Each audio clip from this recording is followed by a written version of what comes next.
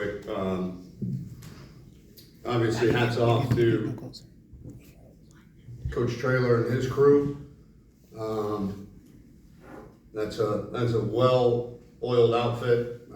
You can tell that team has been, building something special for the last 4 years. And they came out, they outcoached us, they outplayed us, they outphysicaled us, they out everything to us. And as bad as tonight was, and it was really bad, really bad. And I'm not going to sugarcoat that, and it starts with me.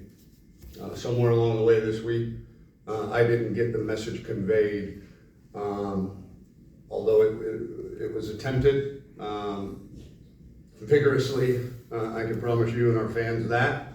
And that message was that this is the litmus test. The last 2 weeks were good. We needed that. They've certainly shown a lot of improvement over years past, over earlier this year, to be quite honest with you. And I don't know. I got to really figure out.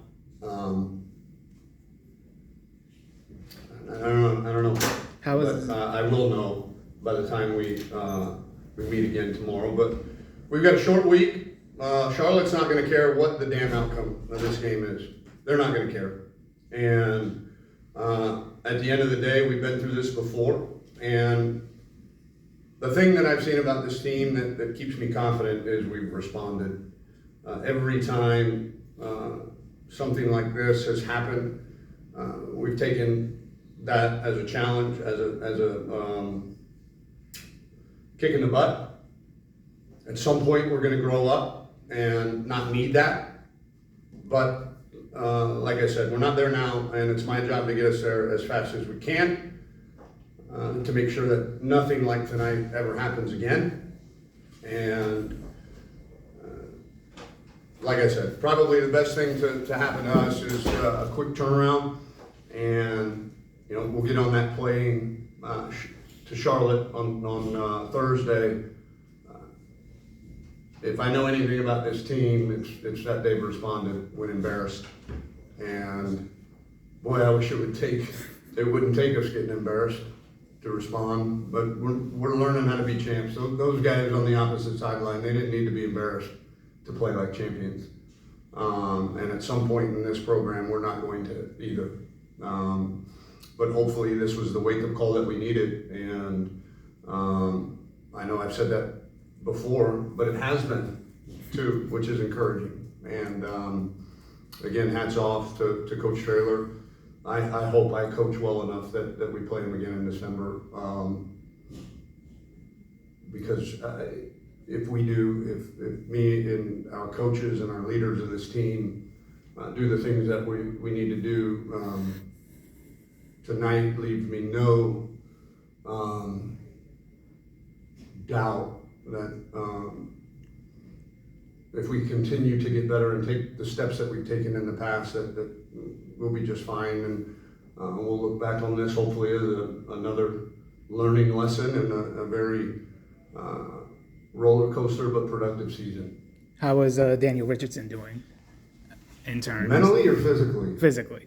I think he's fine. Yeah, he's walking around, and I don't think the trainers needed to check on him or anything. And Frank Harris, he's always been a tough assignment to keep track of, but the defense managed to get 2 interceptions off of him. How would you evaluate the defense for tonight? Not good. It's not much in the way of the running game, and that's really kind of, when FAU was successful, the run is setting up the pass, but without generating much run, how much harder was it to protect the quarterback and get anything sparked on offense? When you don't block them, it makes doing anything on offense hard. And when we did, in the run game, we didn't hit the hole right. And I'm not saying we did very often. And then when we did, we dropped passes. And so, there's a comedy of errors on that side of the football. Like I said earlier, we got hit in the mouth and didn't respond. And I don't know a better way to say that, guys. We can break this down. I'm not trying to be a jerk.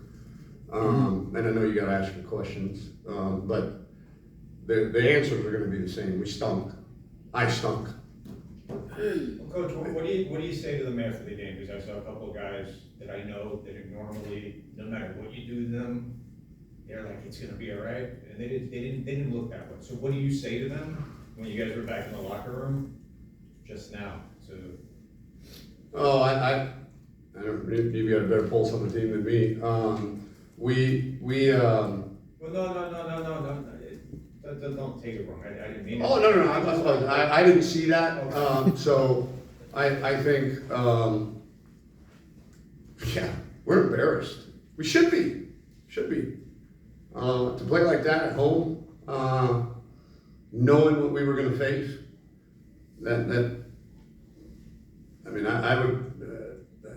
I would imagine if I looked in the mirror, I would probably have a little different look on my face right now than I did at the end of the USF game myself. So we're embarrassed, we're hurt, and we should be. We really should be.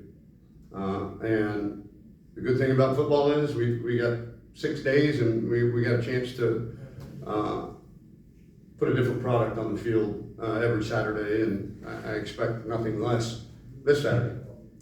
So you agreed that the defense didn't perform as well as they should have? Yes. Okay, so what are you planning on changing? What are you trying to change going into Charlotte and playing them? Well, I think the first thing is we got to fit our gaps in the run game. We were out of gaps at times and allowed the ball carrier to break free. And then we got bullied. We got bullied by their ball carriers. We got bullied by their front. We've got to bow our backs, and when we make contact, that's got to be where the ball carrier goes down. And tonight it was an extra 4 or 5 yards every time. And even when we were in the right gap. So it starts with being in the right gap, and then it ends with being the bully, not the bullier, or the bull, whatever, you guys. You mentioned ownership of what you did wrong. What role can you play in making sure your players don't point fingers at each other this week at practice? Well, I'm not quite sure that within a family pointing fingers is always a bad thing. I think you better make sure you have your house in order though too. You better make sure that you're doing everything for this team and the product that you're putting on video, play in and play out, affords you that right. We're a family. Conflict is okay within a family. It's okay to say you didn't play good enough. That's okay in today's world. Believe it or not, in 2023, it's okay to call out a teammate. It's okay to call out a friend. It's okay to call out a loved one. Okay? It is okay to tell people they're not doing their job well enough. That's okay. That is okay in our society, because we all got a job to do in that locker room, including myself. And it really is. And I think there's a time and a place for everything, and you better make sure you have your house in order. But at some point we have to go from a coach-fed team to a player-led team. And right now, we're feeding them, and I don't think, pointing fingers or telling a guy that's not good enough, that you let me down. That's okay. I've been told that by loved ones before, and hopefully only once by that one loved one. But we're a family in there, and we're all embarrassed, and we're gonna be okay though. We got some real guys on this team that won't let one game, kind of define us. However crappy it feels tonight, we're gonna wake up tomorrow and have a brand new week to be able to go prove that this was an anomaly.